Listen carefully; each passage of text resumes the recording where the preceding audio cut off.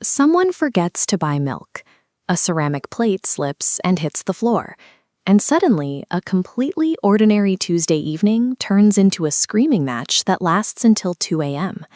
We grow up with the idea that love should be a frictionless current, but the cultural script that equates effort with failure ignores how long-term bonds actually function. Looking closely at successful couples reveals a series of agreements both people signed on day one, without ever saying a word. This diagram represents a partnership's silent architecture. Glowing tension lines connecting the individuals are unspoken rules governing stress. When a line snaps and the roof tilts, you experience structural instability. That broken plate signals a compromised framework. To fix the tilt, you have to diagnose the broken structural rule and repair the beam itself, rather than just treating the emotional symptoms.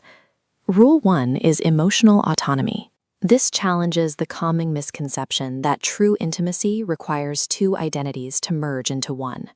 When two support pillars melt into a single mass, they lose their base. In codependent relationships, erasing boundaries causes the structure to collapse inward. As the pillars divide back into distinct columns, the roof levels off. Maintained boundaries provide stability for a shared connection. This division of weight prevents one partner from becoming the sole load-bearing wall for the other's emotional regulation. Healthy closeness is only structurally viable when both individuals possess the strength to stand entirely on their own. Rule 2 is proportionate vulnerability. Many people feel a destructive impulse to overshare deep secrets early in a relationship to force a sense of closeness. Revealing heavy psychological trauma too early applies massive pressure to a foundation that hasn't cured yet, often overwhelming the new partnership. Healthy couples load test the relationship instead. You place a small weight on the first step by sharing a minor vulnerability, gauging support. Once it holds, you move up. The relationship absorbs deeper disclosures only after handling these initial lighter loads. This process creates an escalating, carefully monitored feedback loop where trust is tested and proven in stages. Rule 3 is safe rupture and repair. Interpersonal conflict is a mechanical certainty in any long-term partnership. The key is differentiating between surface-level situational arguments and existential threats to the relationship itself. Healthy fighting requires an unspoken agreement that even during intense anger, the existence of the relationship is never up for debate. Threatening to leave during an argument is a sledgehammer striking the foundation. It weaponizes the structural integrity of the relationship to inflict fear. After emotions cool, the repair phase begins.